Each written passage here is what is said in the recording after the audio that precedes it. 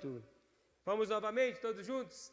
Sabemos que todas as coisas cooperam para o bem daqueles que amam a Deus, daqueles que são chamados segundo o seu propósito. Amém.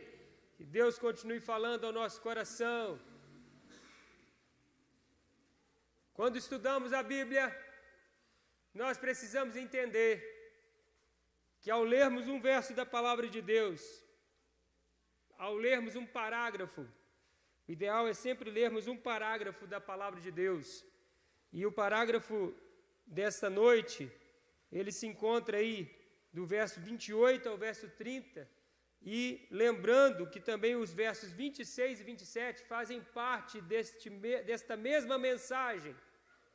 Mas olhando especificamente para o verso de número 28, eu te convido a pensar comigo, você que está aqui, você que está em casa, qual é a principal palavra, qual é o principal termo descrito aqui neste texto, neste verso da palavra de Deus. Você tem aí talvez umas 15 palavras ao todo no capítulo 8, verso 28, umas 10 a 15 palavras. Qual é a principal palavra? Qual é o termo principal deste texto da palavra de Deus? Romanos 8, 28, que daí você vai conseguir compreender o que Deus está instruindo, principalmente. Qual é o foco principal? Qual palavra você diria? Opera, coopera, cooperar. Então, trazendo para a raiz do termo, né? Cooperação, cooperar, irmã Ivonete.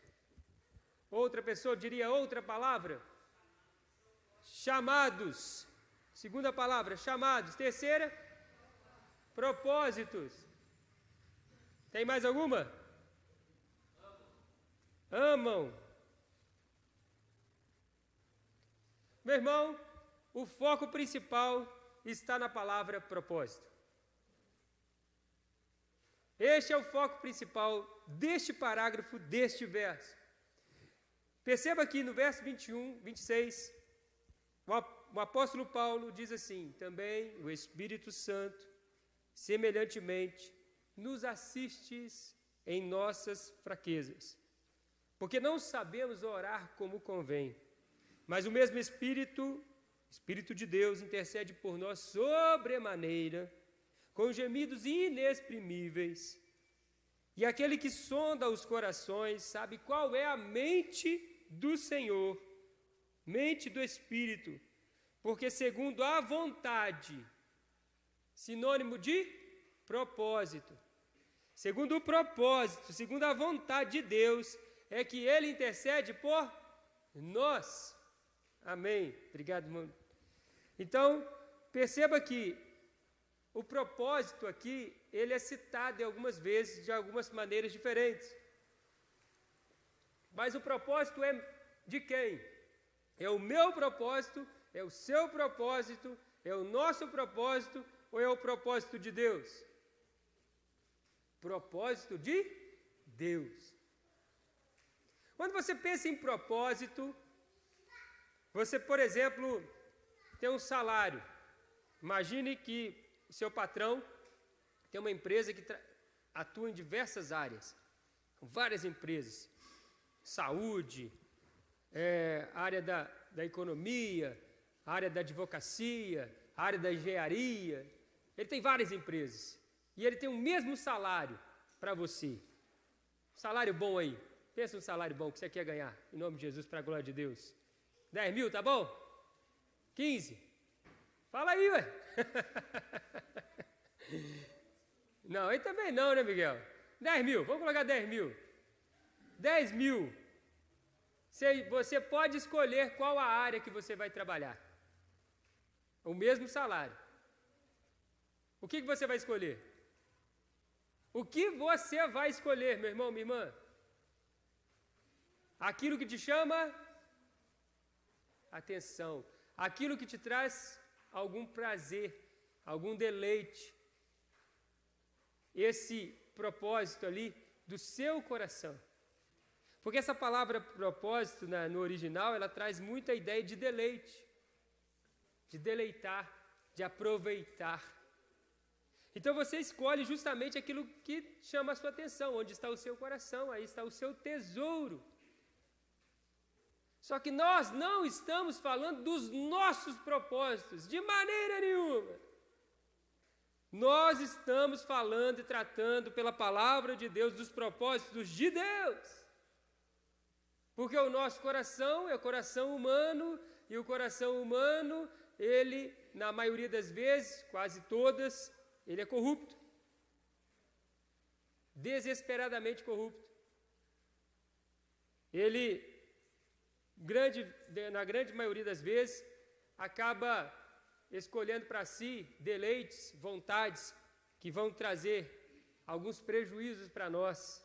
Mas o deleite de Deus, o propósito de Deus, a vontade de Deus para você e para mim, não trará de fato prejuízos, por mais que você diga, mas trouxe problemas, trouxe dificuldades. Mas até os problemas, até as dificuldades, nos levam a um patamar maior, a avançar mais, a crescer, a amadurecer, a subir mais em Deus. É para cima que a gente vai com Deus. Então, é sobre isso que eu quero tratar com vocês aqui nesta noite. Certa vez, o reverendo Amantino foi pastor da primeira presbiteriana do Rio por muito tempo, escreveu em seu livro que uma vez um convite que ele teve foi o mais inusitado. Um jovem de São José dos Campos ligou para ele e disse: pastor, eu quero que você venha pregar num culto que eu quero realizar aqui na igreja presbiteriana de São José, de ação de graças. Um culto de ação de graças. Aí o pastor na mesma hora: boa, amém, glória a Deus, muito obrigado pelo convite, estarei aí sim, mas eu preciso saber qual é a ação de graças. Qual é o objetivo? Para que você está organizando este culto e deseja que eu pregue no mesmo? Qual é o objetivo?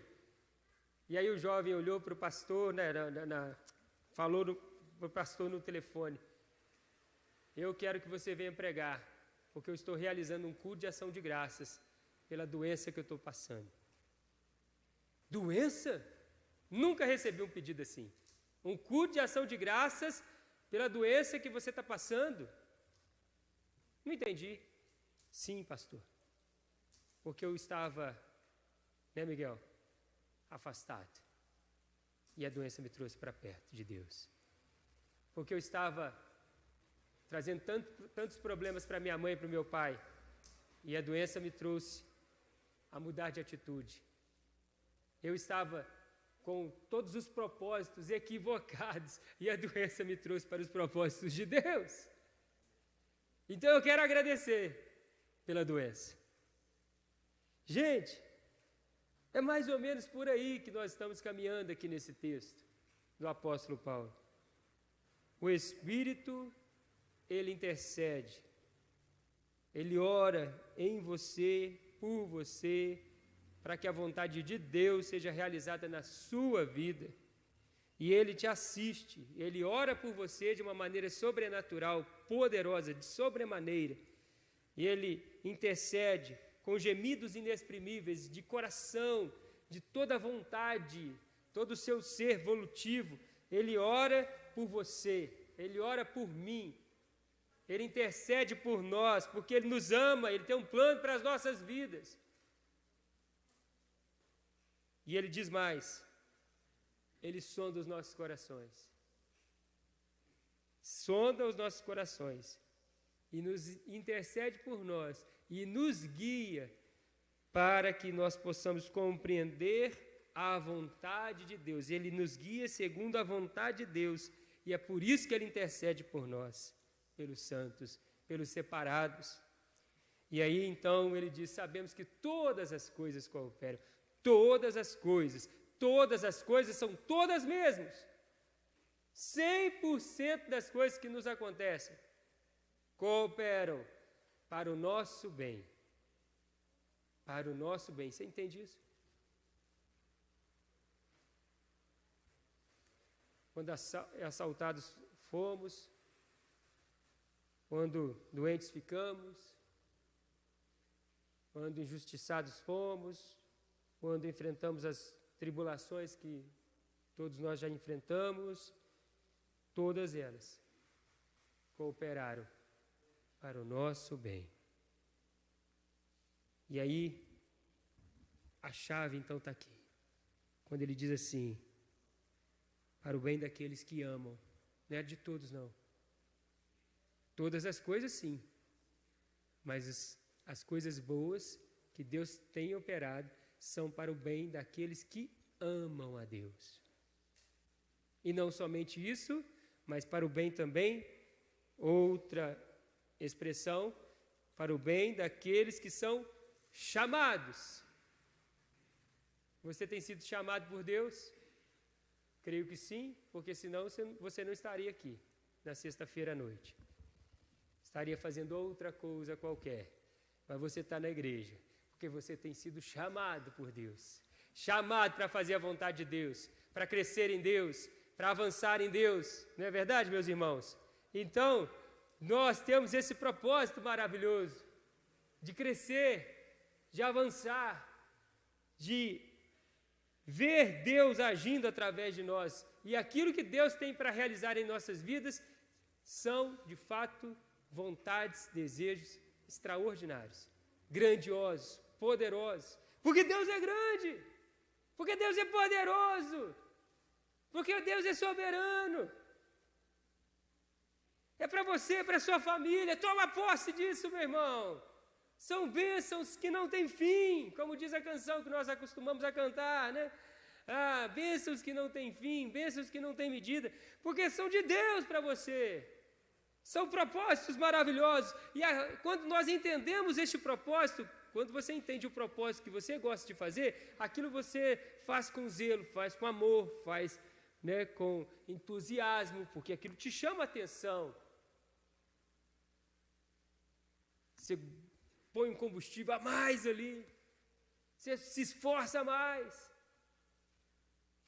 Mas quando você entende um propósito de Deus, como nós vimos no filme, quem já viu aí, a Ford, quando você entende que tem um propósito de Deus naquilo ali, aí o combustível é maior ainda, a vontade é maior ainda, o desejo é maior ainda, porque eu sei que eu fui chamado para fazer a diferença nesse mundo.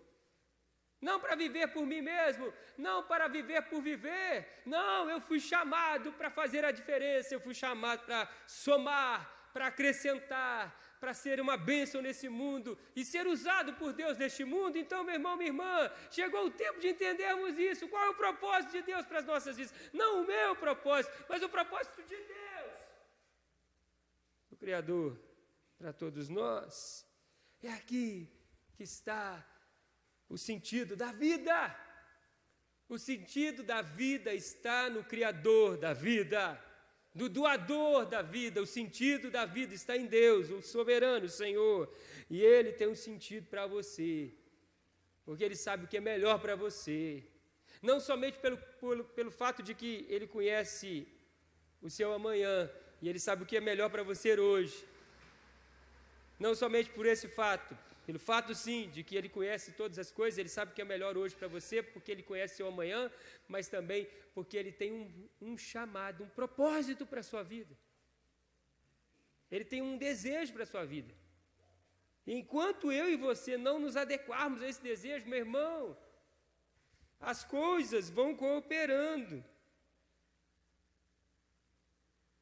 E você consegue entender que você vai perdendo tempo? Você vai gastando mais tempo para chegar? Que o propósito está ali. E Deus não vai deixar de fazer aquele propósito. Ei, Jonas! Ô, Jonas! Perdeu tanto tempo, Jonas. Jonas entrou num barco que ia para o lado ao contrário, Jonas. Jonas, uma tempestade aconteceu. Uma tempestade atingiu outras pessoas, Jonas. Jonas, você teve que parar no fundo do mar, Jonas. O peixe teve que te engolir, Jonas, para te vomitar no meu propósito, no meu chamado. É isso, irmão. É assim que a gente tem que viver. Quanto mais rápido entendermos. E o pior de tudo é que o Jonas,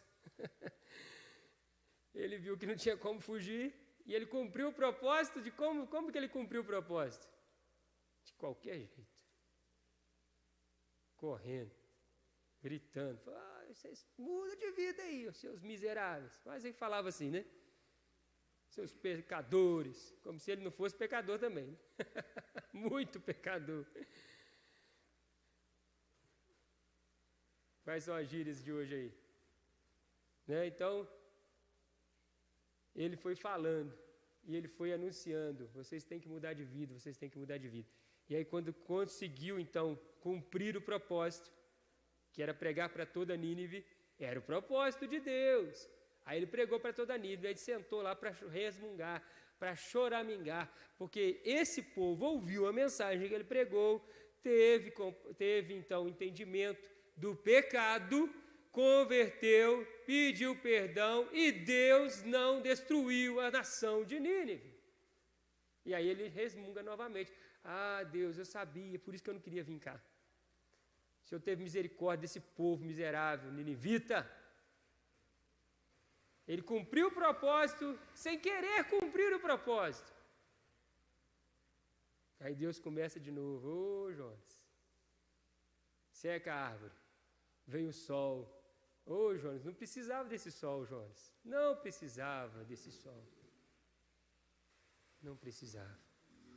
Sabemos que todas as coisas cooperam para o bem daqueles que amam a Deus, daqueles que são chamados segundo o seu propósito.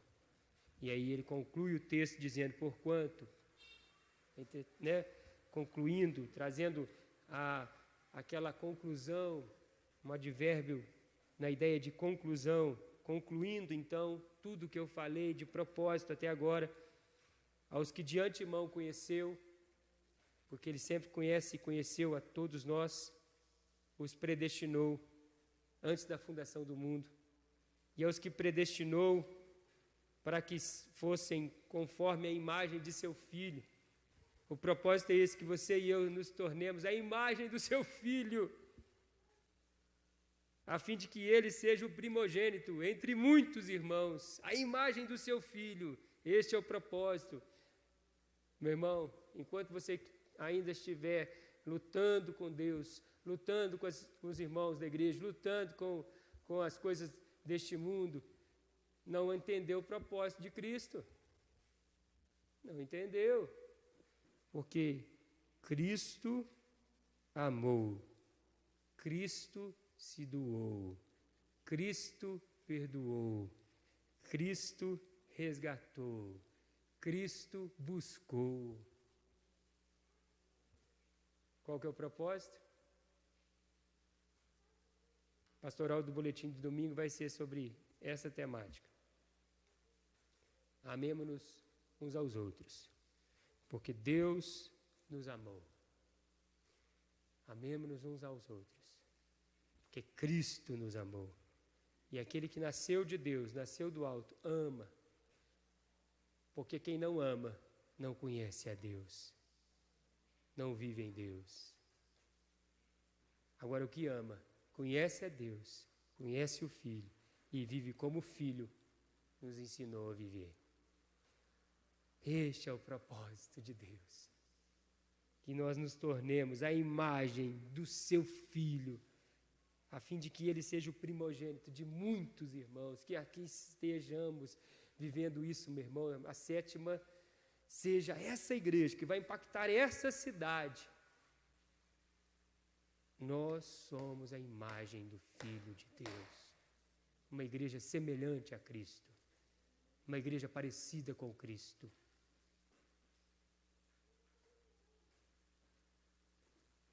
E aos que predestinou para serem conforme a imagem de Jesus. O alvo é Jesus, o propósito é de Jesus, é sermos como Jesus. O que Jesus faria no seu lugar? E aos que predestinou a estes também chamou, e aos que chamou, a estes também justificou, e aos que justificou, a estes também glorificou. Vai glorificar, meu irmão, a todos nós. Já tem glorificado, mas nos glorificará no último grande dia. Todo joelho vai se dobrar, toda língua vai confessar que Jesus Cristo é o Senhor, para a glória de Deus o Pai. E ouviremos da palavra do Senhor, dizendo: vinde, benditos de meu Pai, venham para o reino que eu separei desde a eternidade para vocês, para as ovelhas, para aqueles que se tornaram conforme a imagem do Filho de Deus. Aleluia.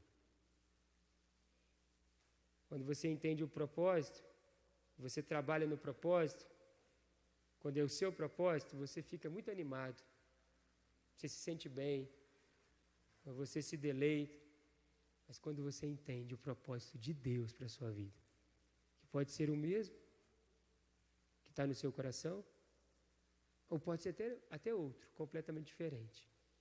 Mas quando você se adequa a este propósito, independente que venha o salário de 10 mil, independente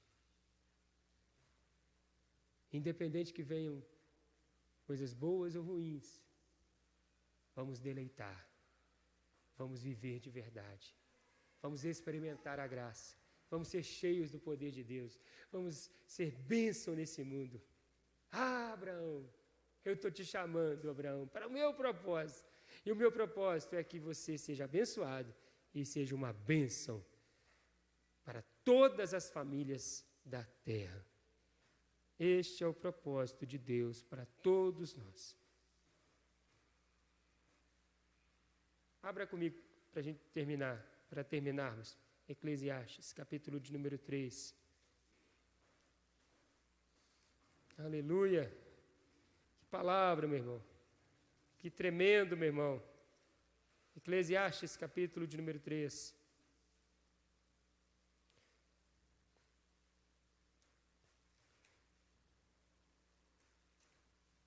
Último livro do compêndio poético, dos livros poéticos.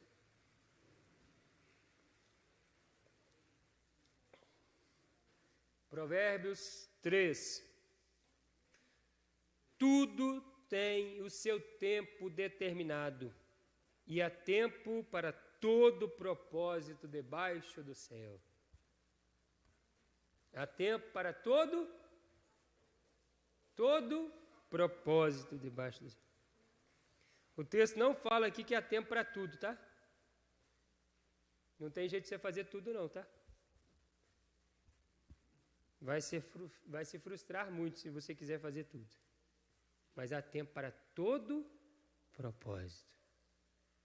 E o propósito aqui, de Salomão, é o propósito de Deus. Propósito de Deus. Há tempo para tudo. E ele vai citando.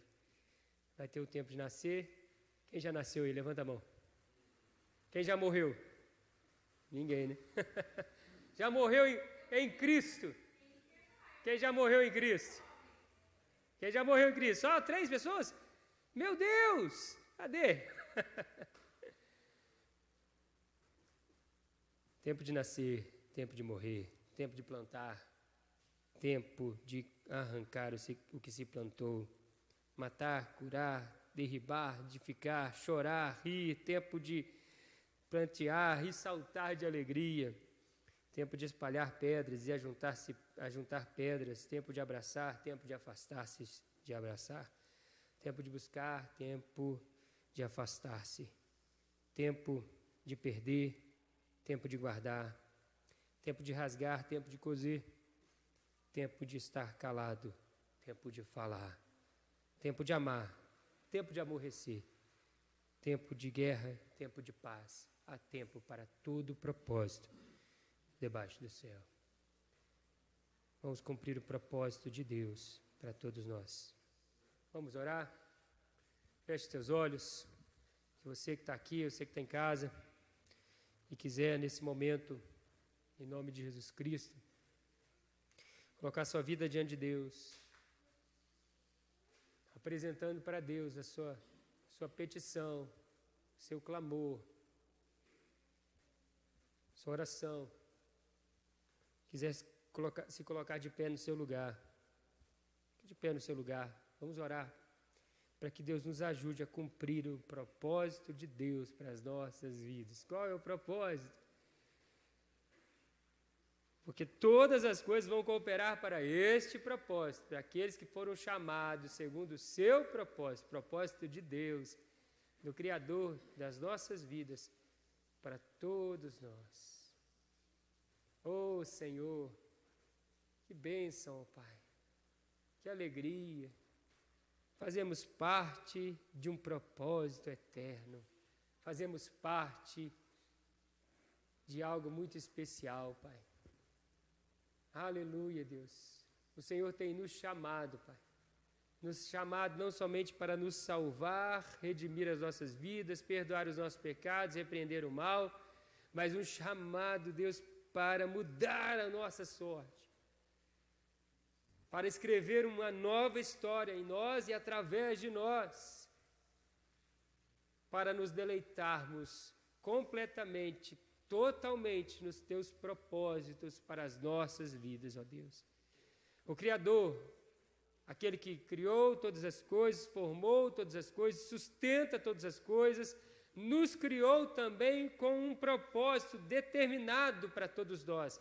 E até entendermos este propósito, ó Deus, por vezes vamos passar por situações adversas. E nós temos tantos exemplos, ó Deus, tantos exemplos. Deus, nós vimos o Jonas fugindo de Deus, o Adão fugindo de Deus, o Caim fugindo e operando aquilo que não era o seu propósito. Tantos exemplos, ó Deus, na Tua Palavra, tantos exemplos na história. Por vezes nós estamos aqui olhando para a nossa história, olhando para o nosso passado e estamos vendo, ó Deus, quantas vezes nós nos afastamos do Seu propósito para as nossas vidas, falando e pensando em coisas que não estão de acordo com a Tua vontade, com o Teu querer para as nossas vidas. Mas nesta noite nós oramos juntos, de pé, juntos agora, neste culto, ó Deus, quem está aqui, quem está em casa, buscando ao Senhor e o seu propósito para as nossas vidas, porque assim vamos ser felizes de verdade e vamos, ó Deus, experimentar a boa, perfeita e agradável vontade de Deus. Este é o propósito para as nossas vidas, é isso que nós queremos, cumprir o teu chamado. E para isso, ó Deus, fosse realidade em nossas vidas, o Senhor precisou morrer naquela cruz. De tão importante que é esse propósito para o Senhor. Apesar de nós, apesar das nossas falhas. Louvado seja o Teu nome para todos sempre, assim oramos. Em nome de Jesus, amém. Glória a Deus. Podemos assentar, meus amados irmãos. Graças a Deus. Que bênção, maravilha. Nós tivemos aí uma queda na internet, né? na mensagem, mas aí a maioria voltou. Eu lembro que tinha aí Cláudia Soureiros, Cláudia Monai, também participando do nosso culto no anterior, né? E agora temos aqui também Ana Luísa, Cláudia Martins, Edna Lamin, Maiara, tantos outros aqui que participaram conosco. Nosso abraço para você também, que esteve conosco de maneira online. Motivo de gratidão, nós, Sétima Presbiteriana, temos agora das maneiras mais objetivas aí de evangelização da nossa igreja é o canal no YouTube. 900 inscritos. Olha que bênção. Louvado seja Deus. Amém, meu irmão? Graças ao bom Deus por essa bênção. 900 inscritos no nosso canal no YouTube. Você que ainda não se inscreveu, não perca tempo, né? Faça isso hoje mesmo. Compartilhe as mensagens. São mensagens de Deus e as pessoas precisam da mensagem de Deus, não é verdade? Então, tanta coisa que você vê. Eu tenho lido um livro muito importante um cristão ex-ateu, Augusto Cury, é um psicanalista mais famoso do mundo, autor aí de mais de 100 livros. Ele escreveu um livro sobre o pensamento acelerado, que é a síndrome do pensamento acelerado, que é a grande raiz dos problemas e males da alma do ser humano hoje. E nesse livro ele fala justamente sobre esse avanço tecnológico, que agora eu creio que todo mundo que está aqui, inclusive eu, já tem o costume de ver pequenos vídeos, né? Quem não tem, né? Os mais velhos, os mais novos, nem se fala. Se tem uma coisa que é prejudicial para a saúde, para a mente humana, são esses pequenos vídeos. É muita informação e toda hora você vai tchum, tchum, tchum. E aquilo tudo, sua mente já não absorve mais as coisas importantes da vida. Porque é muita informação, muita coisa. Então a gente tem que começar a lidar, a trabalhar melhor a vida. Certo? Fui no cardiologista aí, né, o doutor Vinícius, ele falou, pastor, eu não consegui fazer até hoje, tá, gente? 8 horas da noite, pastor, desligar o celular. Mas 8 horas da noite não dá de jeito nenhum, né? Mas uma coisa eu aprendi a fazer e estou fazendo. Deito meia-noite. E meia-noite eu vou, desligo lá o celular e ponho para carregar. E não deito com o celular mais. Tem que fazer alguma coisa. Senão a vida vai virando... Fica trabalhando no celular, né? Também, né, Miguel? Isso aí. Mas a vida vai virando um ciclo vicioso. Prejudica a mente. Prejudica o coração. Prejudica a saúde. Tá certo? Vamos lá. Bênção demais. Alguns avisos aqui importantes. Antes dos testemunhos, né? Nós temos aí a nossa conferência missionária se aproximando, gente. Já é no final de semana do dia 10 de novembro, tá? Então, daqui 3 domingos, tem esse domingo, mais 2, nós teremos a nossa 6ª conferência missionária. Missionários Priscila, Marcos Napoli, que já estiveram na Albânia, fugiu agora outro país que já foi missionário, que já é missionário há muitos anos, e agora está indo para um país do Oriente Médio. Já esteve em 2 países, agora está indo para o Oriente Médio. Então, ele vai passar aqui e vai passar essa mensagem missionária para nós, tá certo? Então fica aí o convite para quem quiser participar e orar, acima de tudo, por esse trabalho, em nome de Jesus. Um abraço para a Jussara Helena também e a Sirlene Aparecida, que apareceram aqui. Dia 16, no outro sábado seguinte, programação dos homens, palestra para os homens e, pelo que parece, vai ter um filme para as mulheres, A Forja para as Mulheres. Não sei se é isso que a Cláudia está pensando aí, né? Que o Hamilton quer dar uma palestra para os homens. E aí ele já delegou aí para a mulherada que aparecer para ver o filme A Forja. Enquanto os homens estão sendo edificados aí por uma palestra na área da saúde. Tá certo? Dia 16, que é uma programação da UPH.